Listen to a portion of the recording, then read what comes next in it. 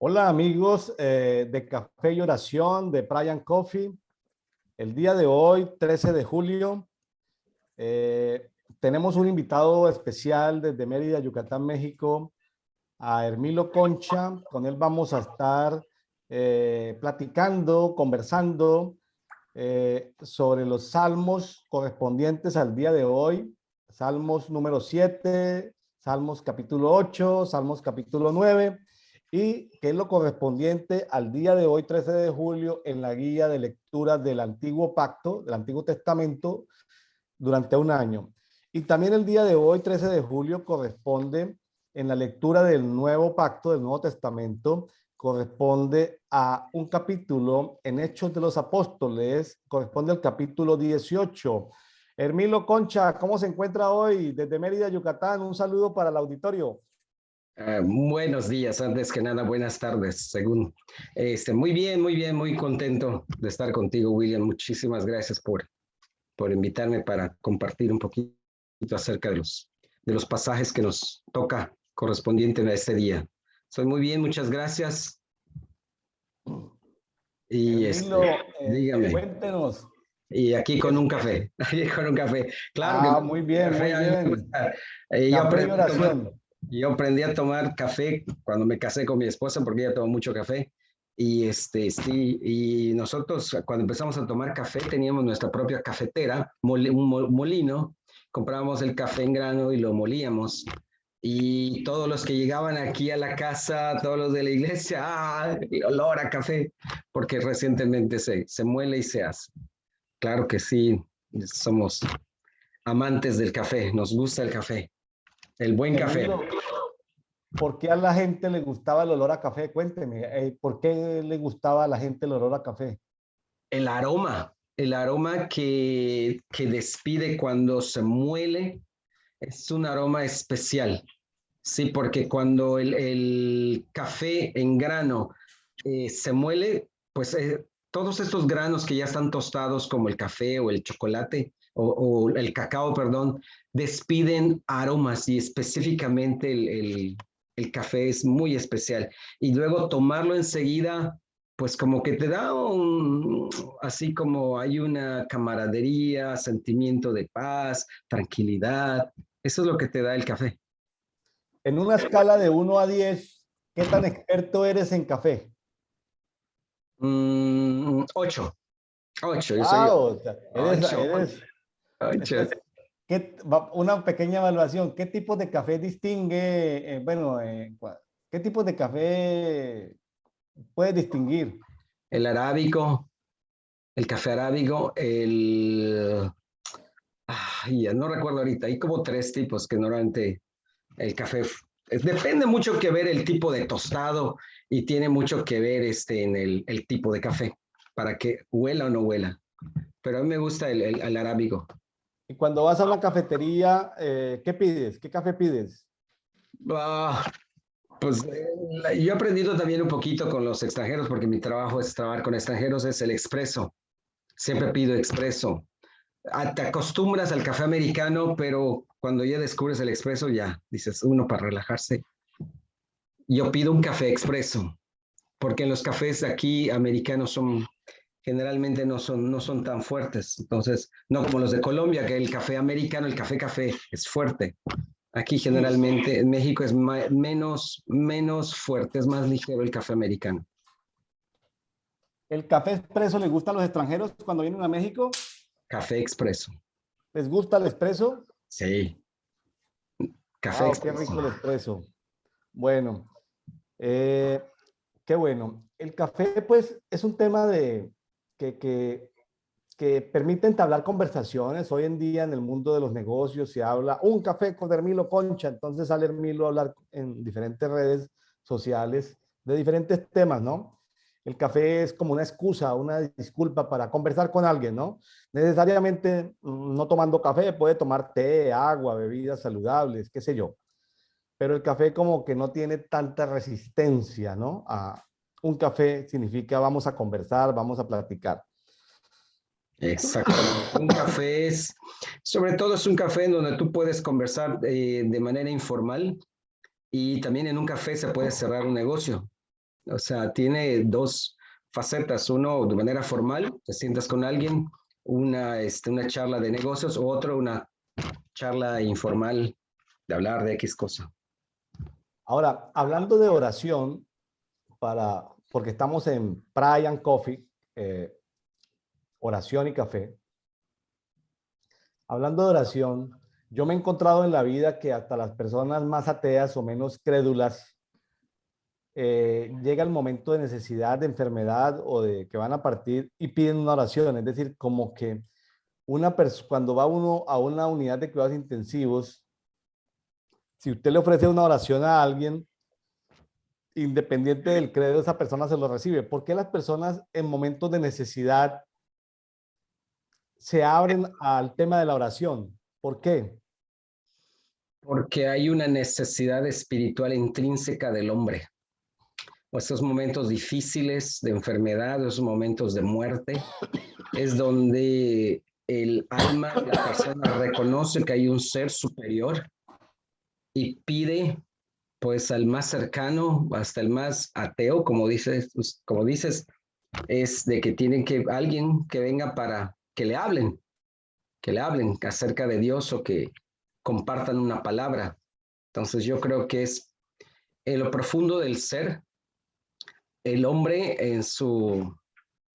cuando está en lo físico y se encuentra bien, no lo reconoce porque la carne a veces le impide, el cuerpo te impide ver, vemos lo físico. Pero en estos tiempos yo creo que el ser humano ha volteado la mirada a lo profundo del ser, que es el alma o el espíritu. Entonces yo creo que en esos días, mucho más que antes, se ha podido ver en esos tiempos recientes que hemos pasado de pandemia y que todavía estamos un poco, que la necesidad del ser humano, sí, por Dios es grande y ha volteado. Hay gente que ha volteado hacia Dios y es un tiempo precioso para poder compartir con las personas que tienen alguna necesidad. ¿Sí?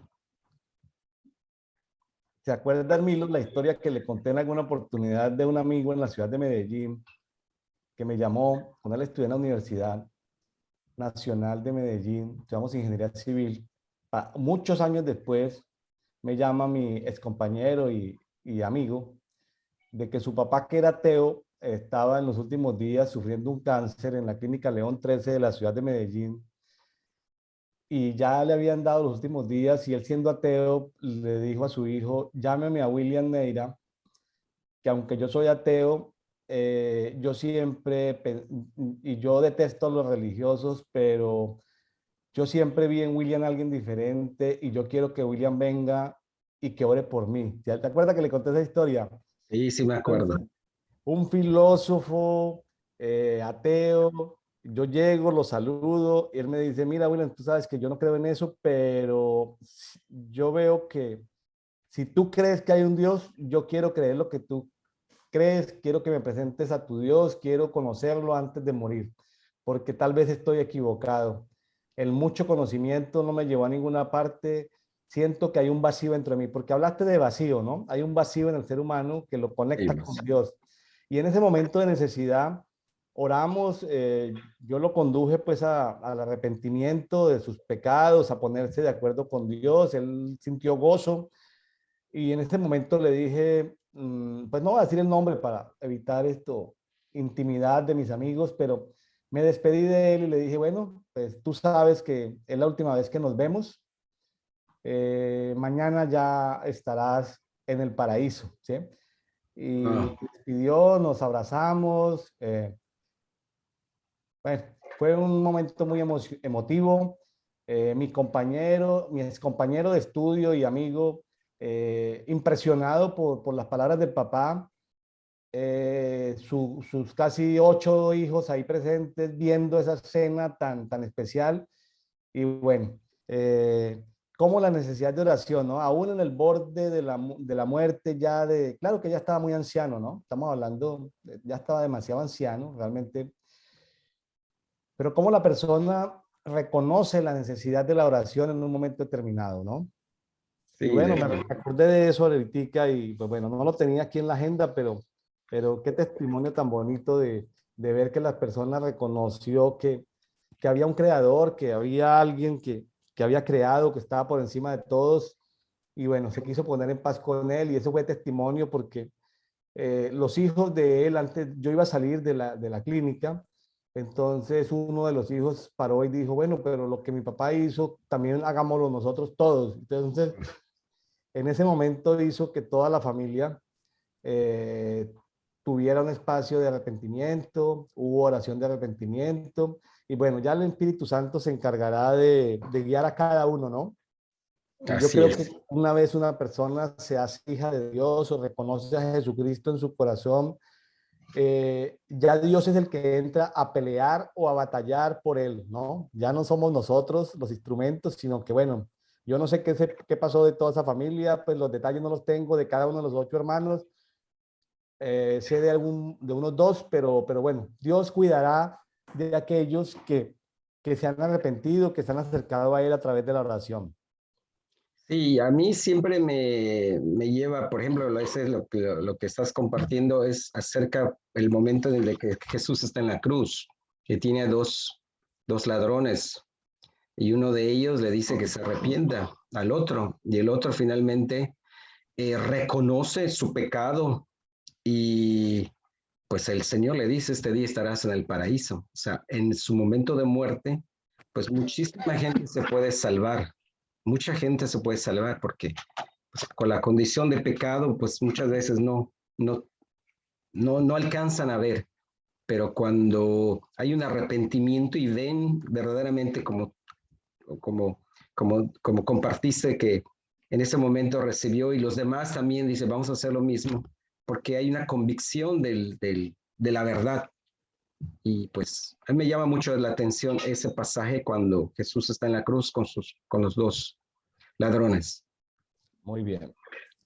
Bueno, Hermilo, voy a presentar algún tipo de información para nuestros amigos que están aquí escuchando, los de Brian Coffee. Permítame, les voy a compartir este documento de apoyo. Estamos en Brian Coffee, un programa que eh, nació en temas de pandemia. Eh, yo tuve que ir a encontrarme con una persona a un café. La persona se equivocó de la cita, pensó que era una hora más tarde. Eso hace ya un tiempo. Y yo me quedé y aproveché el tiempo para, estando solo en ese café, me puse a orar y le dije, bueno, señor, ¿qué hago en esta hora? Mi conocido, mi contacto, era para conectarlo con otra persona. Hubo una confusión. En todo caso, yo llegué una hora antes. Mm, Entonces le sí. pregunté al señor, ¿qué hago yo aquí, no? Aparte del café, pues hago oración. Y ahí fue donde el señor me habló me puse a orar sin hacer, porque es un sitio público. Lo que hice fue como tratar y en ese momento el Señor me dio la estrategia de la oración y el café. Entonces eso fue en tiempos de pandemia. Me dio Magnífico. la estrategia de oración y café. Comencé a crear ciertos asuntos en las redes sociales. Eso lo hice hace como un año. Y lo tengo ahí. Y bueno, ese es el nacimiento de Brian Coffee, que con el tiempo les iré comentando qué más. Por ahora, pues estamos utilizando el canal tradicional personal que tengo en mi ministerio, que es el canal William Neira Ministries. Yo creo que en el futuro voy a tener que tener un canal independiente para Brian Coffee. Por ahora estoy en ese canal porque ya tengo muchos seguidores, gente que ya tiene suscrita la campanita de que todo lo que transmitimos ahí se les avisa. Entonces, pues voy a tenerlo ahí por un tiempo, pero luego seguramente me tocará migrar hacia otro canal independiente de YouTube, cuando tenga más seguidores. Y pues lo que quiero es aprovechar que ya mucha gente lo sigue y entonces pues ya me le da movilidad al programa. Hemos creado en Facebook una página oficial, esa sí es de Brian Coffee Global. Ahí está, Brian Coffee, se llama, and Coffee, eh, tratando aunque lo coloco en inglés, pero básicamente para toda la gente de habla hispana en el continente americano y en Europa que tenemos amigos. Ahora hemos creado un grupo público en Facebook que se llama Café y Oración. ¿Por qué inicia con café y no con oración? O sea, café y oración, en español coloco primero la palabra café porque hay muchos grupos públicos en Facebook que hablan de café. Entonces, para que el algoritmo de Facebook, cuando una persona busca café, lo encuentra más rápido si empieza por café. Entonces, por eso dice café y oración, Brian Coffee. Porque si la persona no lo va a buscar en los 500 grupos de café que hay en habla hispana, pues no van a encontrar oración y café, van a encontrar es café y oración. ¿Me hago entender? Por eso Sí, está claro. el grupo público en Facebook. ¿Para qué sirve un grupo público en Facebook? Cualquier persona se puede adherir. La ventaja es que ahí yo puedo hacer encuestas, pero más que las encuestas, lo que yo puedo es subir los documentos que vamos compartiendo, subirlos ahí en PDF, quedan ahí para toda la vida en ese archivo público, la gente puede ir y descargarlo. De hecho, la gente que nos está escuchando, los amigos de Private Coffee que nos están escuchando tanto en Facebook como en YouTube, pueden ir a ese grupo público, adherirse, solicitar su admisión y ahí pueden ir a la parte de archivos y bajar este documento. Bueno. Bueno, Ahora, tenemos unos grupos públicos en Telegram. Usted dirá, pero ¿por qué Telegram si se usa más WhatsApp? Lo que pasa es que los países donde tienen los derechos individuales restringidos por asuntos de gobiernos autoritarios, valga decir que en América principalmente hay restricciones de comunicaciones en Bolivia, en Venezuela, en Nicaragua y en Cuba, entonces la gente no comparte información de oración por WhatsApp porque los gobiernos tienen ciertos accesos. En cambio, Telegram ha declarado que no le permite a los gobiernos de ninguna parte del mundo compartir información. Entonces, ahí están los diferentes canales que son grupos públicos en Telegram, donde si la persona le da clic en automático, se conecta a uno de esos grupos. ¿Por qué? Porque cada país tiene particularidades diferentes de oración.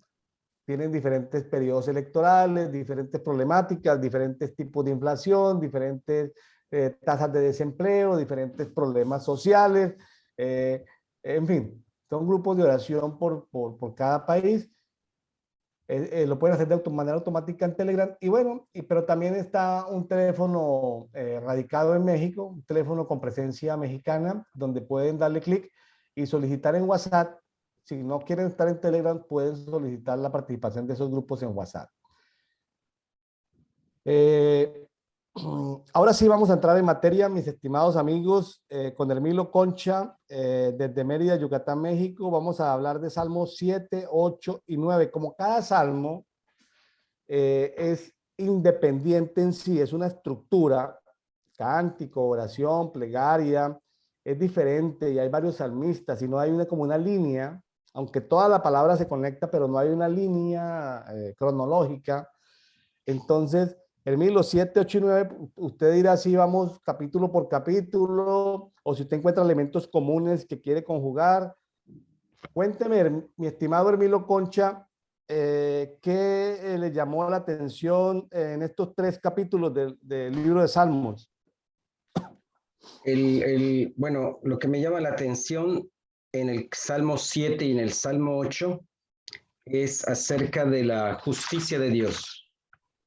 En ambos, pues ahí David está pidiendo justicia, juicio para las naciones, pero en el Salmo 7, él clama por justicia. Al verse perseguido, pues él estaba huyendo de Saúl y él clama por justicia. Y no solamente clama por justicia en el sentido de que Dios hazme justicia, sino de que él pone delante de Dios, es lo que me llama la atención, pone delante de Dios, yo te pido esto, Señor, te pido esto, Padre, justicia, pero júzgame conforme a mí, a mi rectitud, a mi integridad, a mi persona. júzgame a mí y juzga a mis adversarios. O sea, como que está poniendo en balanza este juicio para que Dios mueva y se mueva a favor de él, porque lo están persiguiendo o está poniendo a los enemigos como impíos. Entonces, en ese caso, en este Salmo 7 y Salmo 8, primero clama por una justicia personal, y en el Salmo 9, perdón, no el Salmo 8, el Salmo 9 clama por la justicia de las naciones, acerca de la justicia. Eso es lo que me llama la atención. Y en el caso del Salmo 8, ahí habla en general sobre la adoración y la alabanza como un instrumento también para que se juzguen a los adversarios, ¿sí? Es la adoración y la alabanza, porque dice que de los niños y de los que maman fundaste la alabanza. Entonces yo veo ahí una parte muy, muy importante para la guerra y para la justicia. Esas son de las cosas que a mí más me llamó la atención de los 3 salmos.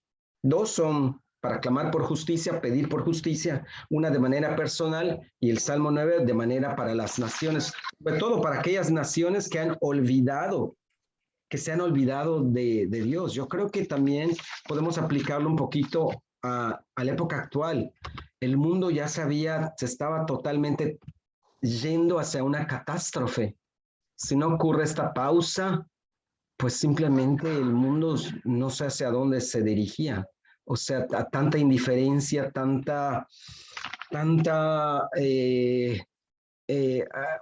leyes para aprobar el aborto, matrimonios igualitarios, etcétera, etcétera. Yo creo que se ha hecho una pausa para reflexionar en esos tiempos, y Dios yo creo que lo ha permitido, ¿no? Lo ha permitido. Y aquí dice en el Salmo 9 que la justicia, Dios es un Dios justo, ¿ok? Sobre todo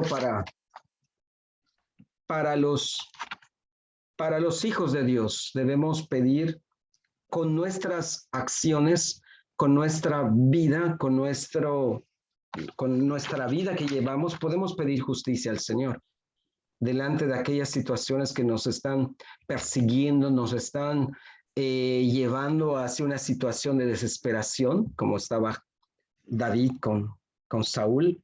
Y pues no solamente eso, también David decía, como era un guerrero, decía que tu furia vaya contra ellos, decía. Entonces, eso me llama mucho la atención. Muy bien, Hermilo. Me gustaría complementar, ya que estamos en este año leyendo la Biblia nuevamente, como todos los años, desde hace 14 años, leyéndola, me gustaría resaltar en esta guía que usted puede encontrar ahí en el grupo de Café y Oración, Brian Coffee, ese grupo en Facebook, que puede bajar este documento. Esta guía la puede bajar ahí, esta que le estoy mostrando acá la puede bajar para que usted la diligencie. Y como tratamos en esta cultura de amor y misericordia de ver primero el amor a Dios, segundo el amor a nosotros mismos, tercero el amor al prójimo, aquí estoy mirando mis notas en cuanto a que debo conocer a Dios para entenderlo, y lo tengo separado por colores, cada capítulo, aquí tengo 3 colores, como le mostraba ahorita Carmilo, 3 colores utilizando una misma hoja, de quién es Dios en cada uno de los diferentes guías de devocional. Encuentro en el Salmo 7, Salmo 7:1, encuentro que Jehová o Jehová es mi refugio. Encuentro que es salvador. Encuentro que es libertador. En el Salmo 7:2 encuentro que es protector del alma. Luego volveré sobre ese tema de protector del alma. Por ahora quiero seguir hablando de Dios. En el Salmo 7:6, 7 y 8, habla de un Dios con ira. habla de un Dios que es un juez que convoca juicios. En el Salmo 7:10 habla de Elohim como escudo. Salmo 7:11 habla de juez justo que hace justicia diariamente. Salmo 7:17 habla de Jehová Elión, es decir, el Altísimo. Eso es solo tocando hasta ahora lo que es Dios, cómo se comporta Dios en el Salmo 7.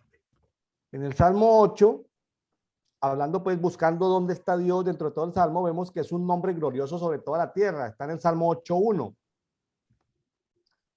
Y pasando al Salmo 9, buscando, rastreando quién es Dios, encontramos en el Salmo 9:2 que Elión es el Altísimo. Hermilo, y también encontramos en el 9:12 que él es un vengador de sangre. Qué interesante, que Dios Sí. es vengador de sangre de los inocentes. Hermilo, quiero hacer aquí un paréntesis para hablar de tu nombre, Hermilo. ¿Eh? ¿Qué Sí. significa Hermilo? Pues, ¿qué significa? Pues tiene varias connotaciones, pero digamos en la connotación de Milo, ¿qué significa Milo? Milo está asociado a una fortaleza, a un fuerte, a una fortaleza, a un refugio. Está asociado a eso, porque había un fuerte en la ciudad de Israel, si no estoy más o menos, que tenía el nombre de Milo. Y este fuerte iba a ser protegido por David, tenía que ser protegido por David. Bueno, le voy a hacer un regalo el día de hoy. ¿Le gustan los regalos? Sí, ¿Le gustan los regalos o no? sí, sí, sí, sí. Bueno, le voy a regalar, ¿tiene la Biblia ahí a mano? A ver, sí, Bueno, le voy a regalar el Salmo 9:9. ¿Lo puede leer, por favor? a ver, sí.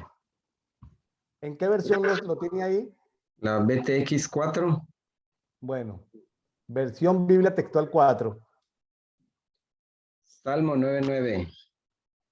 Sea Jehová o Yahweh un alto refugio para el oprimido, un baluarte en tiempos de angustia.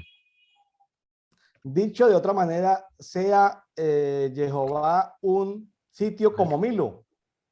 Un refugio, sí, sea, O sea, Milo es alto refugio, era un alto refugio un para el baluarte oprimido. para Los el altos oprimido. refugios son para los oprimidos y los baluartes para tiempos de angustia. ¿Cómo le parece que su nombre tiene cierto comportamiento con lo que Dios hace, Hermilo? ¿Cómo le parece el regalo que le hice hoy? Excelente, excelente. Más o menos tenía una idea, pero aquí ya, pues ya sé, ya está más claro. Sí tenía una idea, pero aquí está perfecto. ¿Le gusta el regalo? Precioso. Sí, claro, alto refugio. Sí, Alto refugio. por eso hay varios. Pues muy, muy bueno, muy bueno. Muchísimas gracias. Lo que pasa es que le estoy dedicando ese versículo porque están estos tres capítulos, ¿no? ¿Qué Está te en el hace? Salmo 7, 8 y 9 que nos toca el día de hoy. Sí. Eh, ¿Cómo ve usted el comportamiento de Dios en estos tres salmos, Hermilo? Pues lo veo como un juez, se ve como un juez, se ve como un Dios justo, sí, se ve un Dios que te refugia, que te guarda, que te protege, que puedes pedir justicia delante de él, justicia en contra de tus opresores, en contra de las situaciones, y puedes poner tu vida por delante, como hijos de Dios podemos poner nuestra vida delante, decir, mira, yo soy esta persona y mira mis angustiadores o mis perseguidores o cualquier situación que esté ocurriendo y pedir allá la justicia de Dios. Sí, creo que podemos pedir justicia en muchas situaciones y Dios se va a alegrar porque es un Dios justo y nos va a dar conforme a nuestra naturaleza. Cada uno de nosotros tiene una cierta naturaleza y es la que Dios nos ha entregado. Y eso Dios lo usa también, esta característica, para traer justicia, como el caso de ¿cómo se llama? Como en este caso, ¿no? Sí, hay algo aquí que me llama la atención me llama mucho la atención, Hermilo, hablando de David en el 7:1. David es como un inocente que es perseguido. Exacto. Hermilo, algo que yo he aprendido en el mundo espiritual en mucho tiempo es, no hay neutralidad en el mundo espiritual. O eres de un lado o eres del otro. No hay puntos medios. Ujú. Así es, no hay tintas, ¿cómo se llama? No hay tintas medias, o eres blanco o eres oscuro, o eres negro, no hay, el tibio lo vomitará, dice la palabra. Así es, No hay neutralidad, o sea que por el solo hecho de estar en uno de los dos bandos significa de que en un momento determinado, aunque actuemos y seamos inocentes, vamos a tener enemigos que nos persiguen, como perseguían aquí a David. exacto. O sea, Sí, enemigos gratuitos. sí, porque pues es que dice que el enemigo vino a matar, a destruir, a robar. O sea, desde que estamos en esta tierra, o sea, el enemigo es lo que quiere. O sea, quiere destruirnos. O sea, no es que no te metas con el diablo, no, o no hagas nada para no molestar al diablo, sino al contrario, él te busca para destruirte y busca todas las formas para arruinar la vida de una persona y para que deje de creer y para que se desilusione de Dios. Yo creo que es eso. Entonces, porque uno tiende a creer, basado en la religión, de que toda consecuencia tiene una causa, y la verdad es que uno tiene enemigos, quiéralo o no quiera, tiene enemigos en el mundo espiritual. Así es, o sea, aunque uno no quiera, siempre, y aparte hay una concupiscencia del hombre a tender a hacer lo malo por la caída del hombre, pero y eso hace que pues darle pie al enemigo para que se entromete y haga de una vida, destruir una vida. Sí, o sea, yo creo que desde que nacemos ya estamos, ya nos declararon la guerra, ya uno ya declaró la guerra, ya nos declararon la guerra. O sea que no hay para escoger.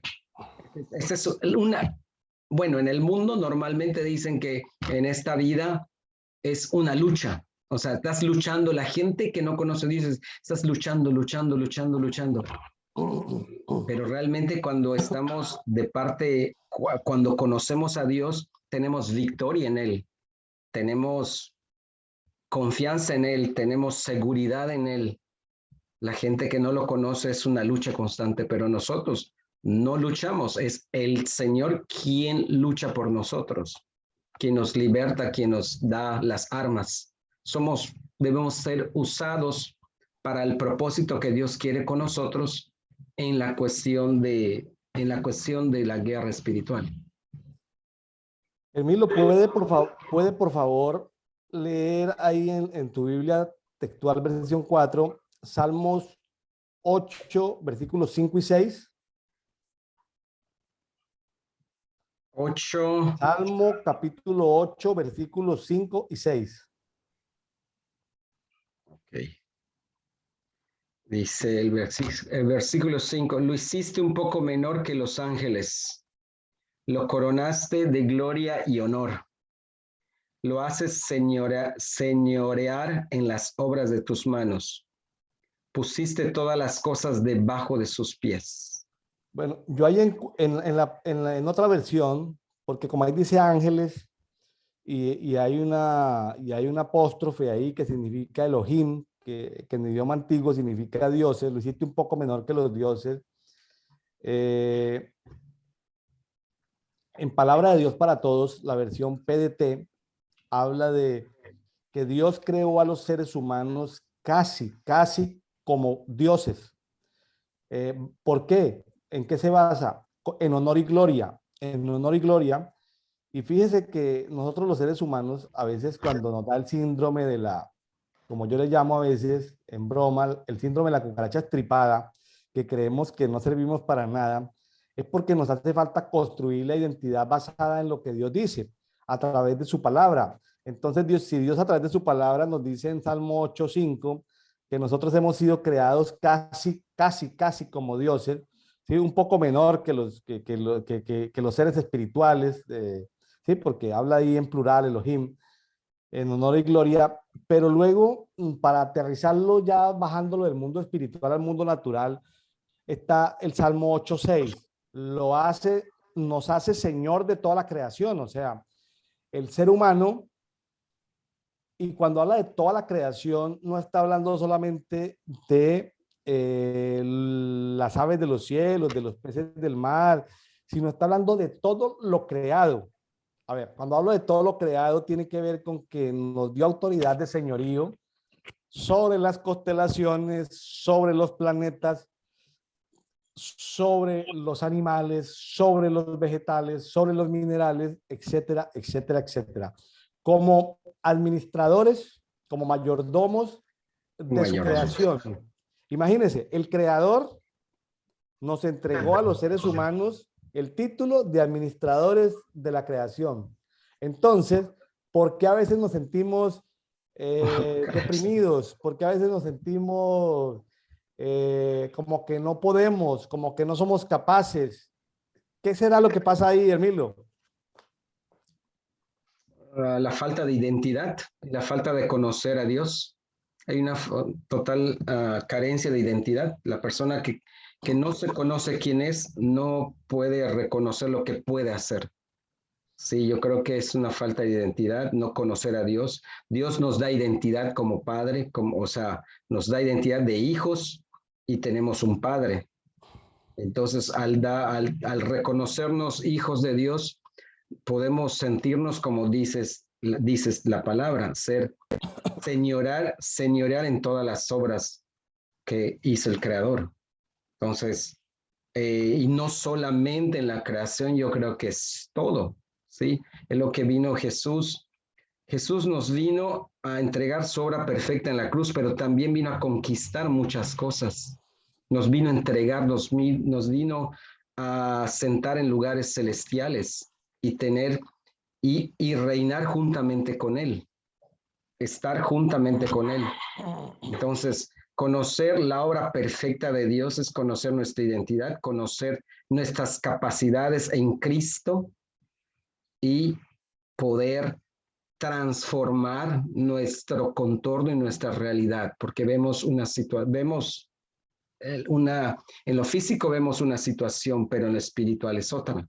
Conociendo la verdad podemos transformar nuestras situaciones. Así es.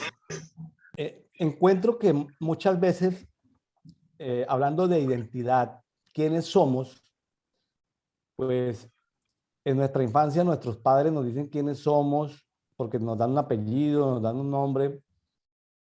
En el colegio, en la escuela, por las habilidades que tenemos al practicar un deporte, nos dimos si somos buenos jugadores o malos jugadores.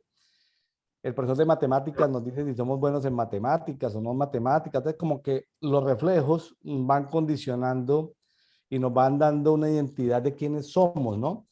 Pero a veces todo eso está distorsionado por algo que aparece aquí poderoso que encontré en Salmo 7:2. ¿Me lo podría ayudar a leer Salmo 7:2 en la versión que tiene ahí? Salmo 7:2, no sea que desgarre mi alma cual león, que despedace y no haya quien libre.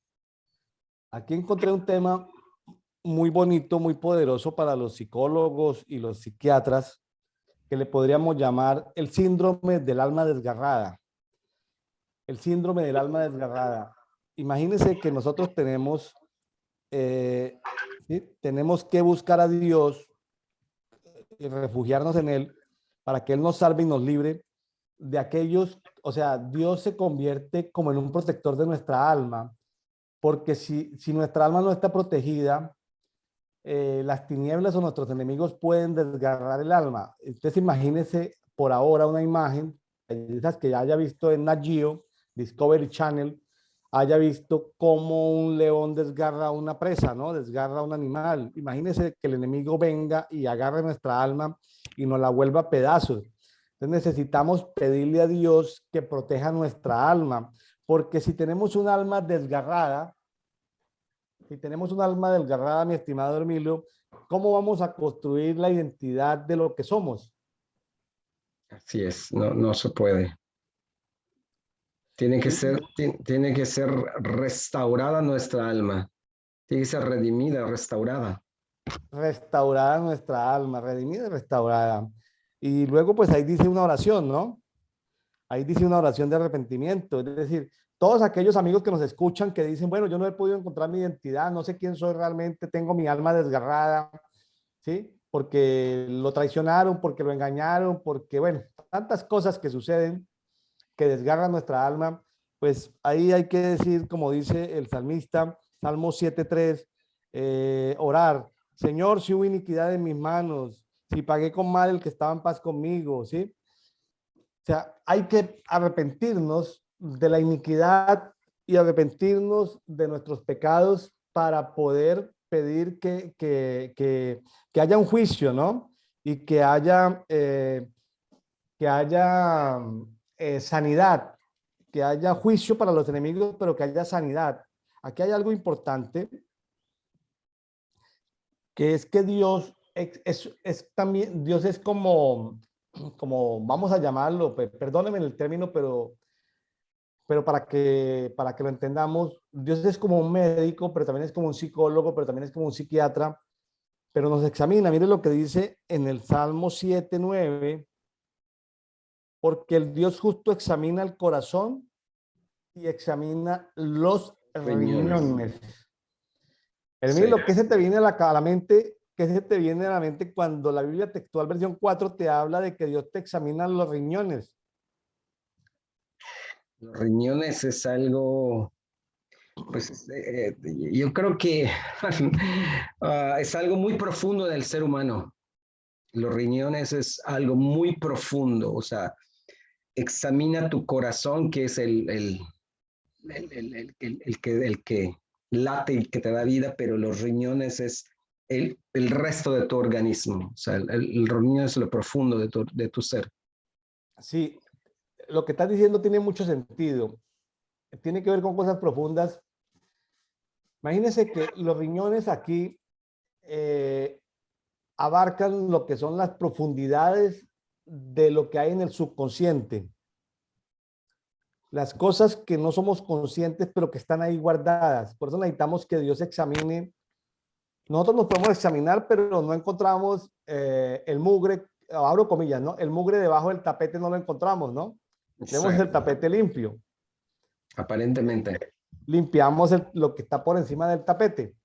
Pero examinar los riñones es como examinar debajo del tapete, debajo de la alfombra, lo que se esconde, lo que está oculto, lo que se nos olvidó, o ya sea ahí subconsciente que viene de generación en generación y tal vez hasta hemos heredado eso y está ahí debajo, naturaleza heredada que está ahí debajo y que no ha sido consciente porque no se ha manifestado, ¿no? Está ahí Exacto, guardadito. más o menos. Sí, sí. Los riñones, en una oportunidad tuve la oportunidad he tenido varias experiencias hablando de los riñones. No quiero decir voy a contar mi experiencia, no quiero hablar de teología, de que así es, no, quiero hablar de mi experiencia. Okay. 2 o 3 veces personas que me han dicho que están enfermas de los riñones, por eso le digo, son 3 casos que pueden ser diferentes a muchos otros casos. No quiero que se aproveche estas palabras para que se diga que yo estoy generalizando. Solo que por casualidad me tocaron que esas personas que me han pedido que ore por los riñones, el Espíritu Santo me ha traído a la mente, háblale de la sexualidad, de cómo está su sexualidad en este momento. Y los que me han pedido que ore por sus riñones, yo les he dicho, ¿cómo está tu sexualidad? ¿Cómo así? Digo, arrepiéntete de tus pecados en el área sexual y luego Dios sanará tus riñones. O sea, no estoy diciendo que sea 100% eso, le estoy contando que es mi experiencia. Unas 2 o 3 personas en los últimos 15 años. Uh-huh. Entonces, miren, Milo, que hay cosas inconscientes que la persona cree que lo hizo, que ya se arrepintió, pero quedó esa consecuencia del pecado quedó guardada debajo del tapete. Ya. ¿Sí? Sí, quedó allá guardada y que va a salir en algún momento, tal vez sí, se va o permanece allí.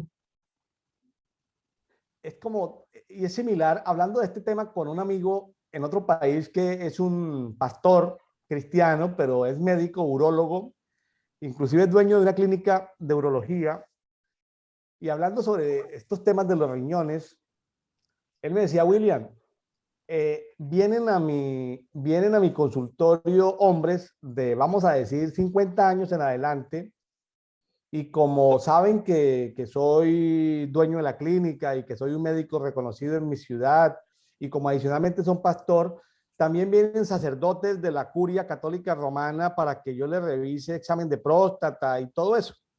Y cuando están en consulta conmigo, me decía el urólogo, me decía, hay un problema frecuente en las personas que tienen disfuncionalidad eréctil. Pues, ¿para qué alguien que ha hecho votos de castidad necesita ser eréctil a los 50, 55, 60, 65? Pero ellos en su consultorio médico le dicen al doctor urólogo en medicina especializada en todo esto del sistema reproductivo, ¿por qué tienen disfuncionalidades eréctil? Digo, entre comillas, Ujú. no deberían estar haciendo esas preguntas porque han hecho votos de castidad. Pero también aparecen pastores cristianos que también le hablan de disfuncionalidad eréctil. Pues los pastores no han hecho votos de castidad, están casados seguramente, pero tienen problemas de disfuncionalidad eréctil. Entonces, hablando de los riñones, me decía este médico urólogo que también es pastor, me decía, William, he encontrado que la disfuncionalidad eréctil tiene que ver con problemas en los riñones y tiene que ver con pornografía. Y él se puso a investigar y me decía, una imagen de pornografía que te envían en un grupo de WhatsApp, esa imagen queda por allá y es muy difícil de sacarla. Me decía lo que ha sucedido, y tampoco para generalizar, pero me decía que sus pacientes mayores de 50, 55, 60, 65 que tenían este problema, era porque en edad juvenil, antes de ser pastores, antes de ser sacerdotes, habían tenido acceso a la pornografía. Entonces, mire como un problema de que se revienta 30, 40 años después en una disfuncionalidad eréctil, y me decía por eso el auge del Viagra y de otras cosas, porque la pornografía permite eso. Horrible, Tuve la oportunidad en un vuelo tremendo. entre dos ciudades mexicanas de hablar con la gerente regional del laboratorio que produce Viagra, y le dije, ¿sabe por qué la gente, y basado en este conocimiento, le dije a la gerente que me tocó ahí de pasajera al lado, le dije, eh, ¿sabe por qué la gente necesita consumir Viagra? Y me decía, pues, no, por disfuncionalidad eréctil, la parte médica, científica. Le decía, porque en alguna oportunidad de su vida fueron consumidores de pornografía. Mm. Entonces, si la persona se arrepiente de su pecado de pornografía, que pudo ser de hace 30, 40, 50 años, si saca todo ese mugrero que hay debajo del tapete, pues no necesita consumir el Viagra. Estoy diciendo, o sea, no, porque ya la disfuncionalidad eréctil no es un problema médico, sino ya no es del cuerpo, sino es un problema de algo que se quedó ahí oculto, del subconsciente, oculto en los riñones. Y me decía la gerente de esa firma, que no me acuerdo ahorita cuál es el laboratorio que produce eso, en todo caso me decía, oiga, qué tan importante lo que me está diciendo. Y no lo sabía. Y decía, pues entonces, como se promueve tanto la pornografía hoy en día, ella me decía, entonces vamos a vender demasiado Viagra en el futuro. Entre más los adolescentes hoy en día consuman Viagra, significa que en 30, 40 años, cuando ya ellos tengan disfuncionalidades, vamos a vender demasiado. Bueno, ese tipo de medicamentos, de pronto ya no será esa marca comercial, de pronto serán otras, vamos a tener futuro. Entonces ella me decía, entonces vamos a promover la pornografía entre los jóvenes. Yo le decía, no hagas eso. Claro, ella no era conocida mía, era una compañera accidental de un vuelo entre dos ciudades mexicanas. ¿Cómo ve este tema de los pecados inconscientes, mi estimado Hermilo? Yo creo que precisamente dice, cuando conocemos a Dios debemos permitir que Dios llegue hasta lo más profundo de nuestro ser y examinar nuestra vida y nuestro comportamiento. Desde que uno conoce a Jesús, yo creo que Él dice que Él se llevó nuestras iniquidades, pero sí se lo lleva si uno se arrepiente, si uno lo confiesa. El problema es de que la gente dice, bueno, se llevó mis iniquidades y lo más profundo, pero no se arrepiente. O sea, aún así tienen la misma vida, o sea, y eso no es así. Para que la palabra realmente se establezca en el ser humano, tenemos que hacer lo que dice la palabra. Arrepiéntete y no peques. Y no Entonces peques. yo creo, y no peques. Entonces yo creo que ahí tiene mucho que ver esto. O sea, y me lleva a lo mismo. O sea, cuando estaba Jesús en la cruz, ¿no? O sea, le dice, Señor, yo soy un hombre pecador. Yo sí tengo que estar acá, pero tú no eres pecador. Estás, esa confesión de arrepentimiento real, verdadero, de corazón, es lo que cuenta. ¿Sí? Es lo que cuenta. Y eso va a hacer que Dios saque todo lo que tenga que sacar, limpiarnos, lavarnos y ser verdaderamente nuevas criaturas, nuevos seres en Cristo. ¿Sí? No hay mugrero más fuerte que el que no se quiere limpiar. Correcto. Mire lo que dice en Salmos 7:11. Elohim es juez justo. Es Es eso. un Dios que sentencia cada día. Ahora, ¿Sí? luego dice que es decir, Dios está diariamente dando sentencia, ejerciendo derecho y justicia. Pero luego dice en el 12, ¿qué Señor. pasa si no se convierten? ¿Qué pasa si la persona no se convierte? Entonces, miren lo que hace este juez justo. Ahí aparecen unas armas de guerra de Dios. Aparece en el 12 la Arco. espada de Dios, aparece un arco que Dios debe apuntar. Luego en el 13 aparecen unas armas mortales con flechas abrasadoras. Oiga, o sea, el juez se convierte en el que ejecuta el juicio. Si no hay arrepentimiento, Dios prepara sus armas de guerra. Imagínense la espada, el arco, las flechas, las armas mortales. Imagínense a Dios como un guerrero persiguiéndonos Totalmente. para ajusticiarnos, Hermilo. Totalmente. Tremendo, ¿no? Sí, no, tremendo. Sí, o sea, porque nos han presentado una idea de Dios de que tú pides y te da, pero no, no es así. O sea, tenemos que arrepentirnos para que realmente obre a nuestro favor. Y si no es así, te dice, hijo, te pido que escojas este camino, porque si no te va a ir del otro lado. O sea, hay una sentencia, hay un juicio. O sea, si no hacemos lo que está en la palabra, simplemente Él viene contra nosotros, viene contra las naciones. Sí, sí, tremendo, tremendo. Yo creo que hay que ver a Dios en su totalidad, no en una faceta, porque vemos siempre una faceta de Dios. La parte más bonita, el amor pero no vemos verdaderamente el temor, el juicio. No, la gente no tiene temor, no espera un juicio, ¿no? Es bueno, ¿por qué le pasa esto? Pues no conocemos su vida de esa persona, no sabemos si hubo un arrepentimiento real, entonces no podemos emitir un juicio, pero Él sí emite un juicio porque nos conoce lo profundo que somos y siempre va a ser un juicio a nuestro favor o en contra nuestra, dependiendo de nuestro nivel de arrepentimiento. O sea, hay que hacer que Dios saque todo. Imagínense, Que Dios Hermilo, saque todo. imagínense, Hermilo, una nueva película en Netflix, una película que no ha llegado, que se llame, una película basada en este pasaje, basada en Salmo 7:12, donde todos aquellos que no se convierten sean puestos en una isla, ¿sí? Separadamente, y Dios vaya como cazador con arcos, espadas y flechas a perseguirlos para justiciarlos. Imagínense una película donde Dios, el juzgador, se convierta en enemigo de aquellos que no se han arrepentido. Imagínense esa nueva película en Netflix, Dios persiguiéndolo para justiciarlo. ¿Se la puede imaginar? Entonces la gente tendría temor, conocería al Dios verdadero. Yo creo que sí, no, sí, pues sí.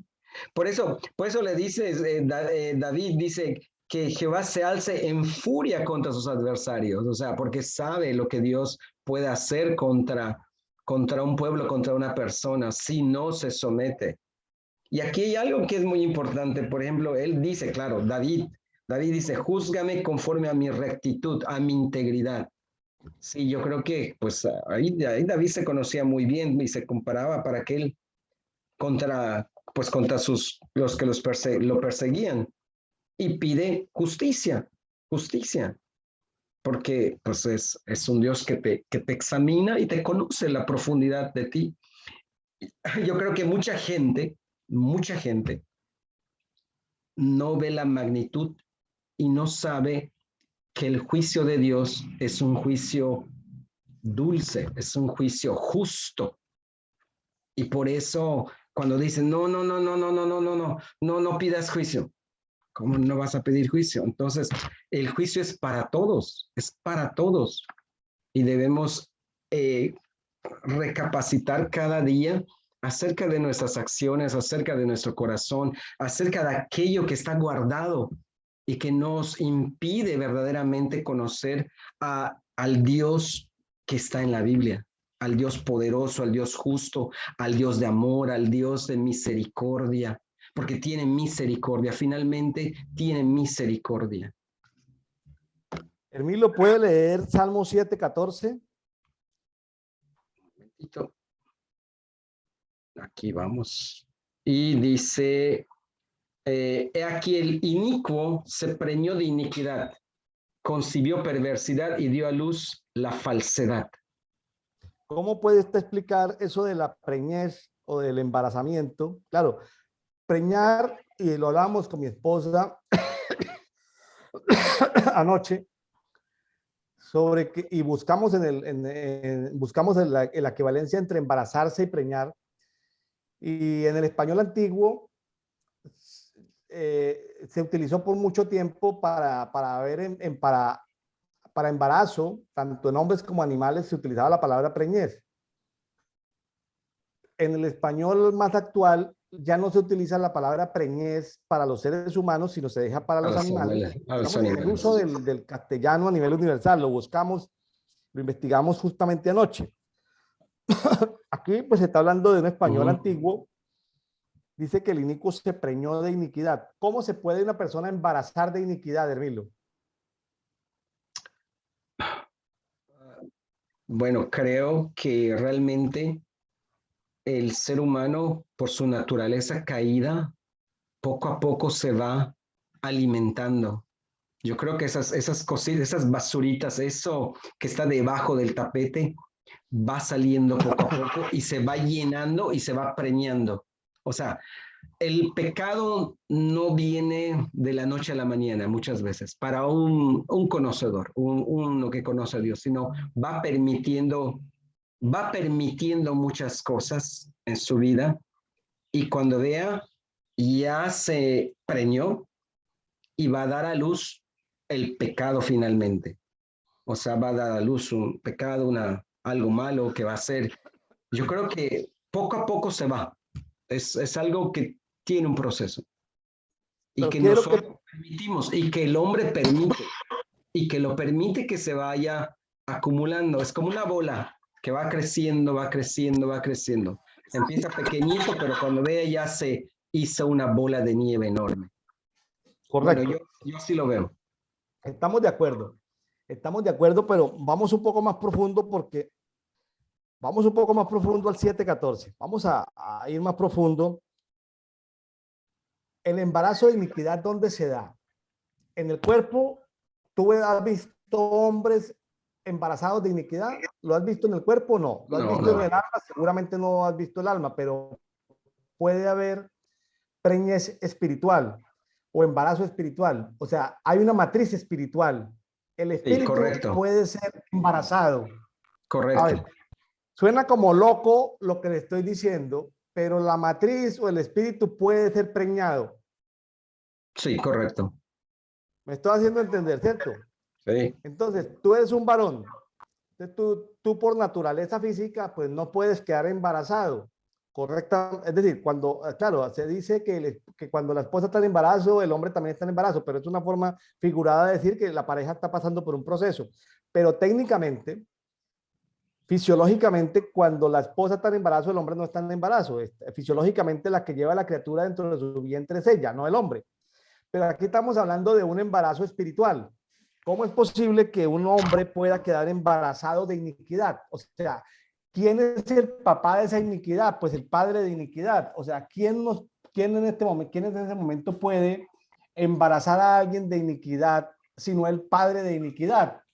El Entonces, maligno, el diablo, claro. imagínense nosotros o el ser humano poder incubar en su espíritu y quedar preñado de iniquidad para luego concebir perversidad y dar a luz cuando salga el fruto de ese alumbramiento del espíritu de la persona preñada por el padre de iniquidad, lo que va a salir a luz es falsedad.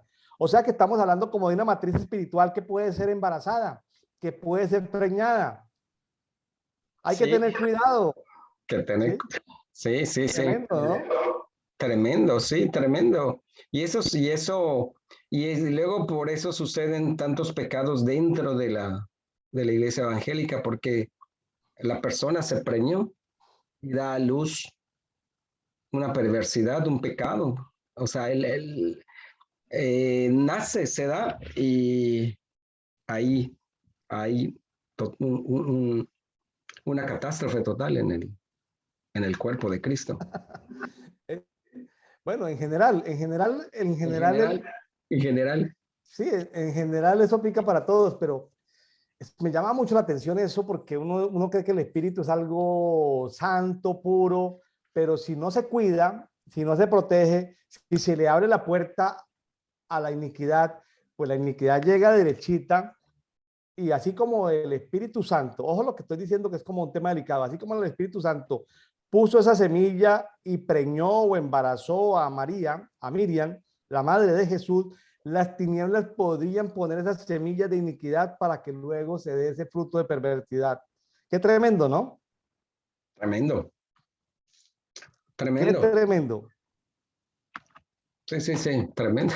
Eso, o sea, el mundo espiritual así es, o sea, no lo vemos, pero se comporta de ambos lados. O sea, así como puede el Espíritu Santo venir y morar y preñar, también la maldad puede venir a preñar a una persona y cometer un acto, una muerte, matar, etcétera, etcétera.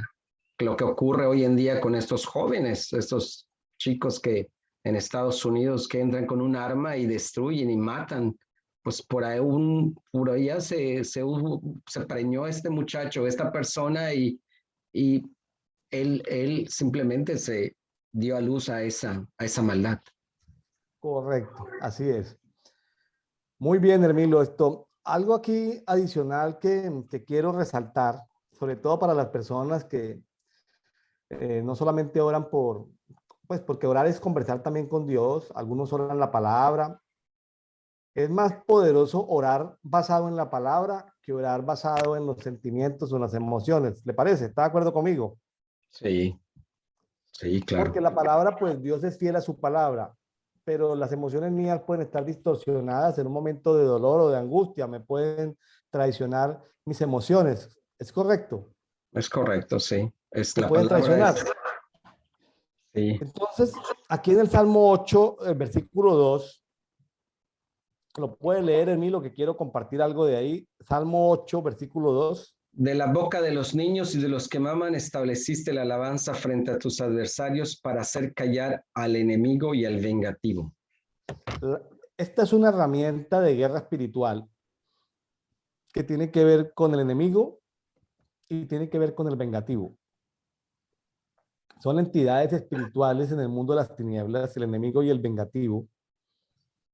Y fíjese que la herramienta espiritual no es ni la oración, ni la lectura de la Biblia. Ahí es la alabanza de los niños menores, póngale de 5 años,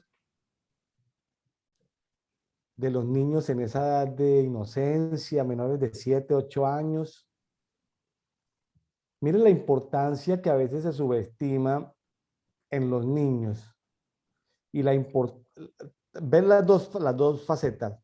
Es demasiado importante que los niños en su edad de inocencia aprendan cánticos espirituales. Es supremamente importante porque un niño cantando en esa boca del niño todavía en un estado de ingenuidad, antes de los 7, 8 años, cómo ese cántico es un arma de guerra contra el vengativo y contra el enemigo.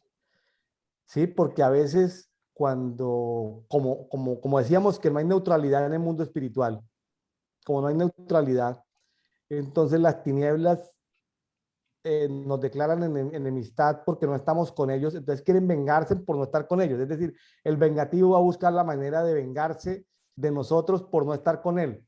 Entonces, la importancia de los amigos que nos están escuchando, que sean abuelos o sean padres y que tengan niños menores de, qué sé yo, estoy especulando, 6, 7, 8 años, me estoy haciendo entender, niños en edad de inocencia, la importancia de que ellos produzcan alabanza, produzcan cánticos, porque eso hace que muchas de los dardos del enemigo sean callados, sean apagados. Ahí hay un secreto de guerra espiritual muy profundo, Hermilo. ¿Usted tiene niños menores de 8 años? No, no, ya no. Pues se quedó sin esa arma de guerra, se quedó sin esa defensa. Sí. Pero sí tienes sobrinitos o tienes Mm, sobrinos o sí, eres o seis tienes sobrinos sobrinitos. que tengan o eres como se llaman hoy en día tío, abuelo, Sí, abuelo, sí, sí, sí hay sobrinitos, sí hay sobrinitos. menores de 8 añitos Menores de 8 años, sí. Sí y hay le una, tienen escuela y ellos están en la escuela de adoración. yo creo, no creo, Mire la no creo. importancia de que estuvieran en una escuela de adoración con cánticos espirituales porque la Poderoso, importancia, porque, sí, poderoso. porque Dios escondió de los sabios ciertos secretos espirituales que los guardó para entregárselo a los niños, a los que maman. Tremendo, ¿no? Sí, la adoración de un niño es la adoración de un hijo a un padre.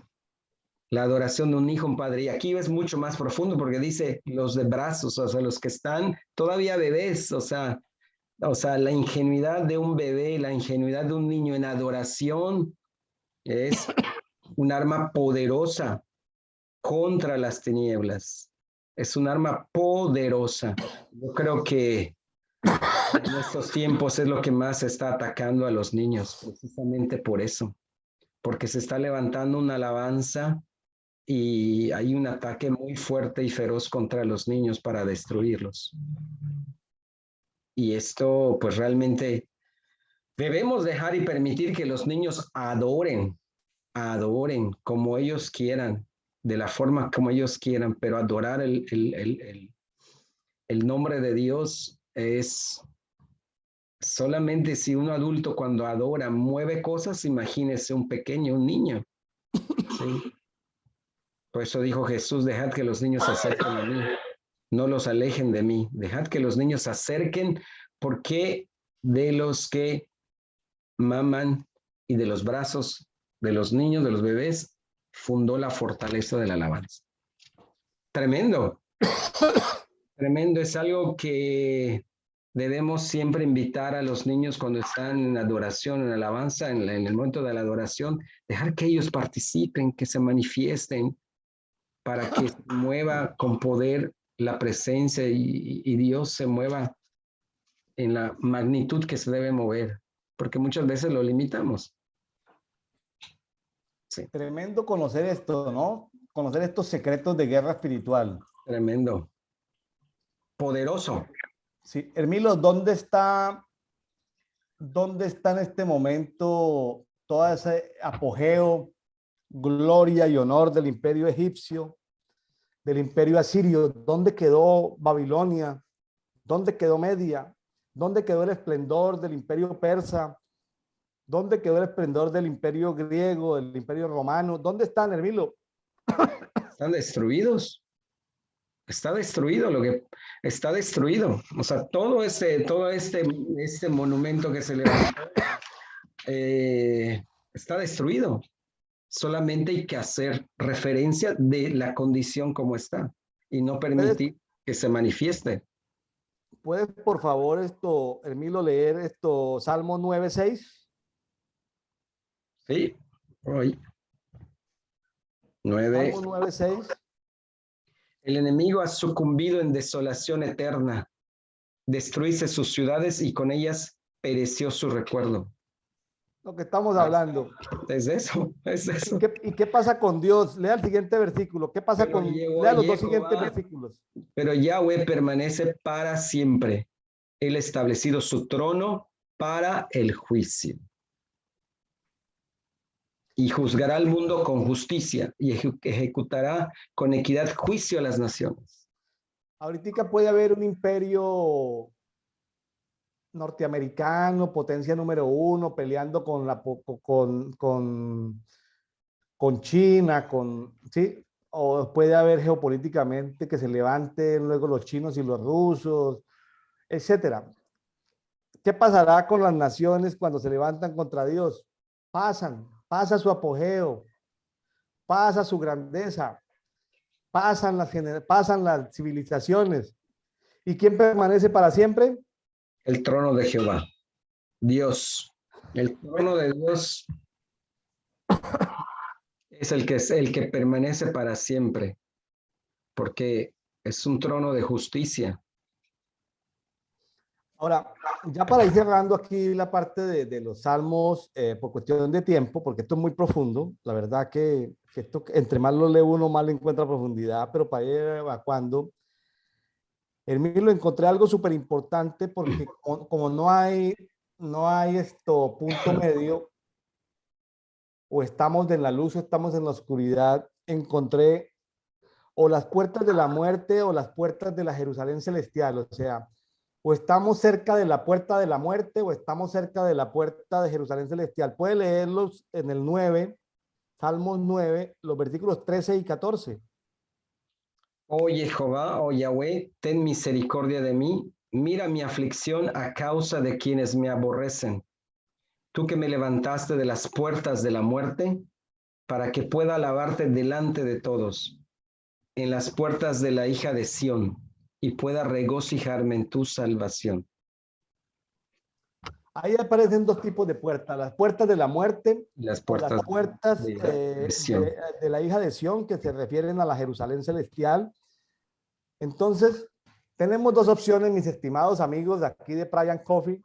O estamos cerca de las puertas de la muerte viviendo vidas de aflicción, o nos acercamos con cánticos de agradecimiento, regocijándonos por la salvación cerca de las puertas de esa Jerusalén celestial.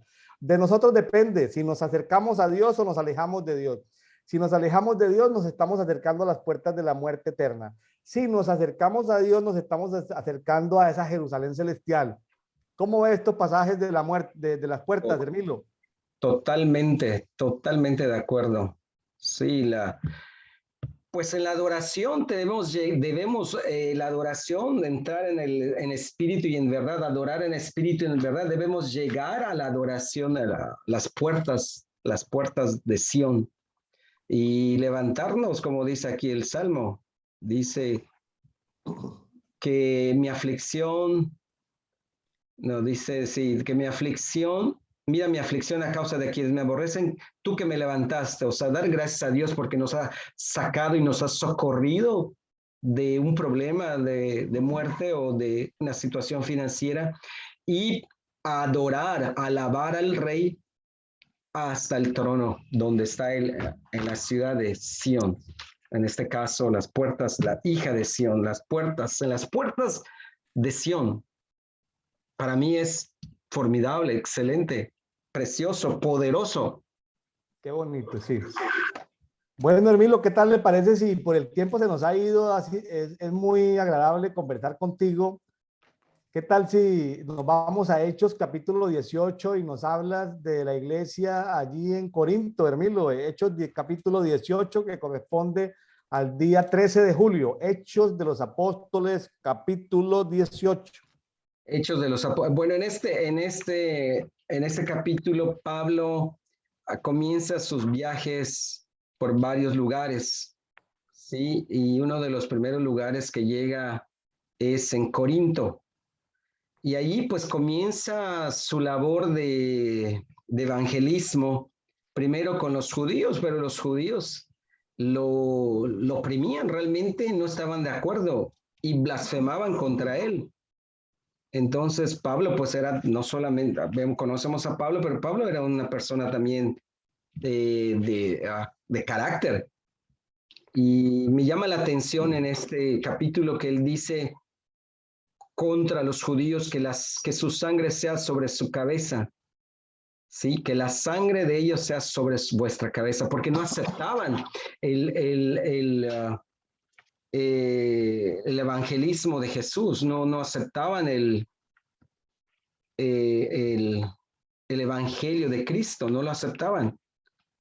Y pues él primero empezó su predicación con los judíos y después se va hacia los gentiles en Corinto y comienza un viaje misionero por varios lugares y se encuentra con Apolo, ¿sí? Corinto, Éfeso, Cesarea y Antioquía son los lugares donde estuvo él y pues llama la atención de que, por ejemplo, cuando llega a Corinto, él conoce a Aquila y otro personaje que se dedicaban a hacer tiendas, eran tenderos, o sea, hacían carpas. Y es ahí cuando se reúnen y comienzan, puedo ver que Pablo los fue evangelizando a ellos y después cuando llegan a Éfeso había un hombre por ahí que era Apolo, que había conocido y que sabía acerca de Jesús y que predicaba, pero predicaba acerca del bautismo del agua. Y después Aquila pues les enseña acerca del Evangelio de Jesús, que en ese tiempo se llamaba el camino, ¿no? El camino. Y después ahí se transforma Apolo y comienza a predicar con mayor fuerza a través de las escrituras el Evangelio de Cristo. ¿Ok? Y eso es un viaje que dura un buen tiempo porque visitan varias ciudades y Pablo en cada lugar pues predicaba y se metía a la sinagoga. Eso me llama la atención. Muy bien, Hermilo. Casi que nos relató todo el capítulo de Hechos 18, de una manera magistral. Pues sí, sabemos que Pablo estuvo 18 meses ahí en Corinto. El primer mes y medio estuvo, acuérdese que Silas y Timoteo venían de Berea. Exacto. Y llegaron 45 días después, ¿no? O sea, el primer mes y medio de los 18 meses no estuvo con Silas y Timoteo, que venían de Berea. Corinto era una ciudad comercial grande de la época, muy importante. Era una ciudad tan grande y de tanta riqueza. Los historiadores calculan que en ese tiempo vivían en la ciudad 800,000 personas. Casi como la ciudad de Mérida, 800,000 personas. O sea, era una ciudad grande, pero de esas 800,000 personas, 400,000 eran esclavos. Los esclavos pues eran comercializados en el imperio porque habían sido prisioneros seguramente de guerra, ¿sí? En alguna guerra los habían tomado vivos y los habían vendido por esclavos. Habían allí en Corinto 400,000 esclavos. Wow. Y como era un lugar de paso, vemos que Pablo, pues, ¿de qué iba a vivir Pablo? Pues Pablo, con esta pareja de amigos, Aquila y su esposa Priscila, ellos hacían, dice la palabra que eran tenderos, pero yendo a la palabra tenderos no era como hoy en día entendemos que un tendero es el que atiende una tienda, ¿no? Un tendejón en México, sino un tendero, según el registro de la Biblia, también equivale a alguien que hace tiendas de campaña, ¿sí? Alguien que hace tiendas de campaña porque hay que hacer tiendas de campaña ¿para qué? Para soldados. Carpas, para, como carpas. para venderle a la industria militar. La industria militar necesita proveedores que les vendan botas, que les vendan camisas, que les vendan armamento, ¿correcto? Hoy en Correcto. día se habla por las noticias de las ayudas casi diarias que le hace los diferentes países de Europa y algunos países de la OTAN a Ucrania. Le hacen donaciones, pero no le entregan, pues, muy poco en dinero, sino la mayor parte es en armamento, ¿no? El armamento. Entonces, Pablo se junta con estos dos, con esta pareja que hacían tiendas de campaña, que tenían como oficio. O sea, Pablo ejercía su oficio. ¿Qué opina usted, Hermilo, de Pablo que él solo tenía los sábados, porque ahí dice que solo los sábados iba a predicar a la Exacto. sinagoga? Sí, ¿Sí? exacto. Sí, O sí, sí. sea, pero él, el día domingo, pues los 6 días diferentes de la semana, se dedicaba era a hacer tiendas de campaña. Sí, o ¿Qué sea, opina usted? ¿Qué opina usted de la cultura tradicional evangélica en América Latina, de que el obrero cristiano o el pastor no pueda dedicarse a un trabajo, abro comillas, secular? ¿Qué opinas de eso? ¿Están siguiendo un modelo bíblico o están siguiendo no, un modelo griego? un modelo griego, un modelo un modelo griego, porque realmente aquí vemos que cuando él llega, Pablo, lo primero que hace es ponerse a trabajar. Y solamente los sábados, en el Shabbat, es cuando podía predicar. Y cuando se junta con ellos era para trabajar.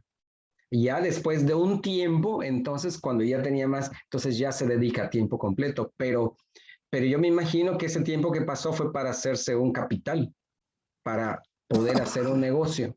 Yo creo que toda persona, todo líder debería trabajar y yo creo que es parte del testimonio de nosotros como hijos de Dios, ser productivos.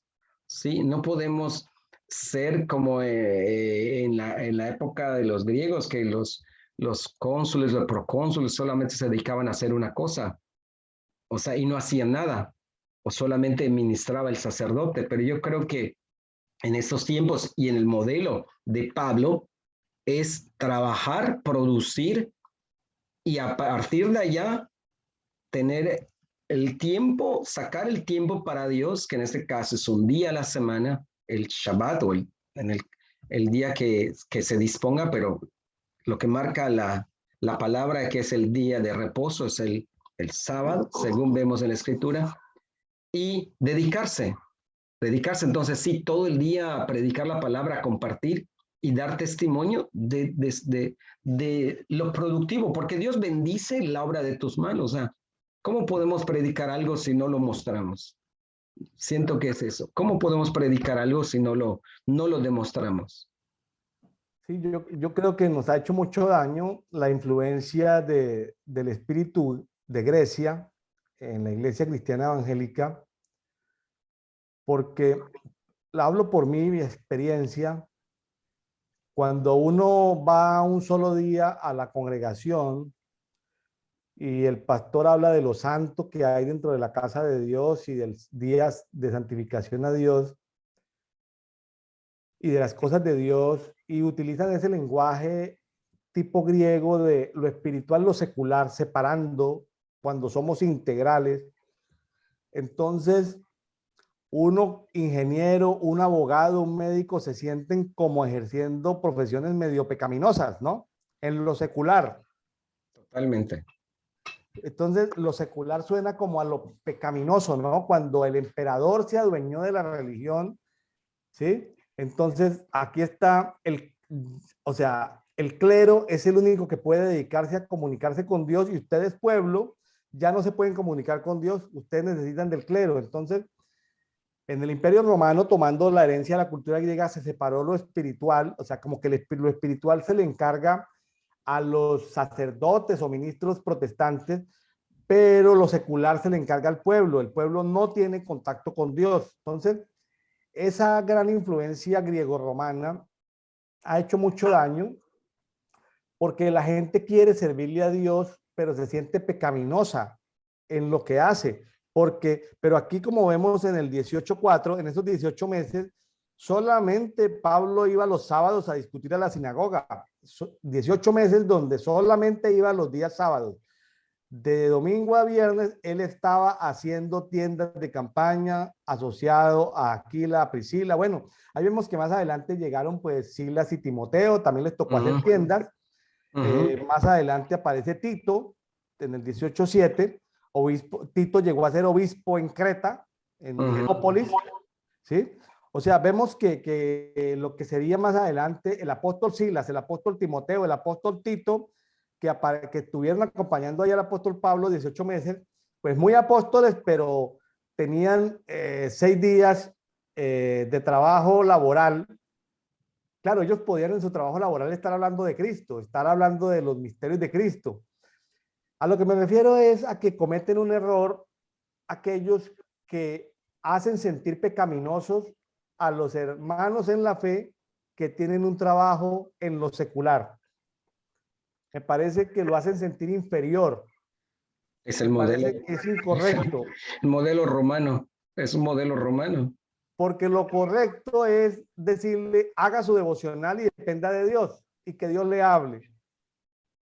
Yo lo digo por experiencia, no en ánimo de crítica, y lo digo con mucho cuidado, y se lo digo, y lo he dicho muchas veces en los últimos 14 años, que cuando una persona está escudriñando diariamente la palabra, 3 capítulos en el Antiguo Testamento, 1 capítulo en el Nuevo Testamento, esa persona, si dedica tiempo con Dios, llega a tener un mayor conocimiento que la de un ministro o sacerdote promedio. Simplemente como buen escudriñador de la Escritura hace que, y no es por comparación ni por riña, sino simplemente depende más, o sea, ¿para qué necesita del sacerdote o para qué necesita del pastor evangélico? ¿Para qué lo necesita? ¿Para más conocimiento, para más cercanía con Dios? No. ¿Para qué lo necesita? Solo lo necesita para una cosa que se llama rendición de cuentas en el mundo espiritual, rendir cuentas. Solo se necesita para eso, pero no para obtener mayor conocimiento ni para estar más cerca de Dios. Entonces, el modelo devocional diario es para estar cerca de Dios, para tener a Dios más cerca, no para tener la última revelación del clero. Y hoy en día vemos mucha de esa herencia buscando la última revelación en lo profético, la última revelación en lo apostólico, cuando todo eso está asignado para los que somos hijos. ¿Para qué necesitamos un pastor o un sacerdote para rendir cuentas? Yo le recomiendo a las personas que nos están escuchando, pues mi experiencia personal. ¿Yo a quién le rindo cuentas? Yo le rindo cuentas primero a una persona que esté en autoridad espiritual, es decir, que sea un ministro, número 1. Una persona que esté en autoridad espiritual. Pero hay muchas personas espirituales que no me conocen a mí. Entonces, ¿para qué le voy yo a rendir cuentas a alguien que no me conoce? Entonces, busco de entre esas personas a alguien que me conozca. Entonces, alguien que esté como ministro en el mundo espiritual, que me conozca. Pero, entonces ahí viene el segundo requisito. Y el tercero es, hay muchos que me conocen, pero no me aman. Ahora, hay ministros de Dios que yo no conozco, correcto. Hay ministros de Dios que yo conozco, pero esos que yo conozco no todos me aman. Entonces, yo busco dentro de ellos que me aman y por eso a ese le rindo cuentas. Entonces, mire cómo pero no necesariamente buscando una revelación ni buscando un nuevo entendimiento, porque yo tengo el Espíritu Santo dentro de mí. Y mi espíritu fue creado antes de la fundación del mundo, instruido en la casa de los espíritus por el Padre. O sea, y yo necesito pues la iglesia para comunicarme con ellos. Por eso dice la palabra, ¿quién tiene salmo? ¿Quién tiene sueño? ¿Quién tiene visión? ¿Quién tiene esto? Compartamos. Entonces una comunidad sana es una comunidad donde todos escudriñamos la palabra, donde todos estamos en contacto con Dios y simplemente los ministros están es para cuidar de nosotros, pero nosotros necesitamos es para rendir cuentas en un momento determinado, que alguien que nos pueda decir, oiga, venga, jovencito, ¿usted por qué está haciendo esto? ¿Sí? Solamente para eso es que necesitamos en un momento determinado ese tema. Nos podríamos extender mucho más, ¿no, Hermilo? El tema es profundo, es largo. Es muy largo. Sí, la palabra, ¿algún comentario, Hermilo, ya para ir cerrando? ya para ir cerrando, compártenos cosas que tienes ahí que quisieras compartir al auditorio, ya sea de aquí o que se hayan venido a tu memoria, a tu corazón, y que quieras compartir en estos últimos minutos, Hermilo, para darte oportunidad de que sueltes suelte toda esa agua viva que Dios te ha dado, suéltala sobre todos los que nos están escuchando. Sí, o sea, lo que yo puedo compartir y mi testimonio es que verdaderamente nosotros debemos depender solamente de Dios, debemos depender de Jesús, beber de Él, escudriñar su palabra, leer la palabra, dejar que el Espíritu Santo nos hable a través de la palabra y mantenernos en una relación firme y perseverante en Dios. Y esto, Dios es fiel, es bueno y te va a mostrar la verdad de todas las cosas. Dejar que el Espíritu se mueva en ti a través de una adoración, a través de la adoración en espíritu y en verdad, a través de la palabra, ¿sí? Para conocer y tener armas poderosas para la guerra y desempeñarnos como verdaderamente transformadores y embajadores de Cristo, que nuestra vida sea un modelo y sea una muestra de lo que Dios puede hacer en una persona. Esa es mi mayor recomendación, agarrarse de Dios, caminar con Jesús. Una de las primeras encuentros que tuve con Jesús, lo primero que me dijo fue, camina conmigo. Y cuando yo veo este pasaje, cuando comienzan ellos, le llaman el camino. A mí me sorprendió. O sea, tenemos que caminar con Él, estar con Él, vivir en Él. Sí, pero también tenemos que ser parte de esta sociedad. Debemos mostrar lo que Dios hace en nuestra vida. No nos podemos separar de Dios. O sea, no puedes decir, ¿dónde me esconderé, Señor? O sea, no puedes esconderte, tienes que llevarlo donde tú estés, ¿sí? Y demostrar quién eres tú en Cristo. Mostrar al mundo lo que el Señor ha hecho en tu vida. Ahí está. Hermilo, pues muchas gracias de mi parte. La hora se nos ha extendido. Creo que tenemos mucho para compartir. Espero que pronto pueda acompañarnos en otro episodio más de el devocional diario, el devocional diario para todos, en un evento más de Brian Coffee. Espero tenerlo pronto, Hermilo. Muchas gracias, Para William. ti, para tu familia y Gracias. para todos los amigos que nos escuchan en Brian Coffee. Bendiciones para todos. Dios les Bendiciones. guarde. Dios les bendiga. Nos vemos el Nos día vemos. de mañana por YouTube, por Facebook. Estamos compartiendo. Bendiciones. Saludos, bye.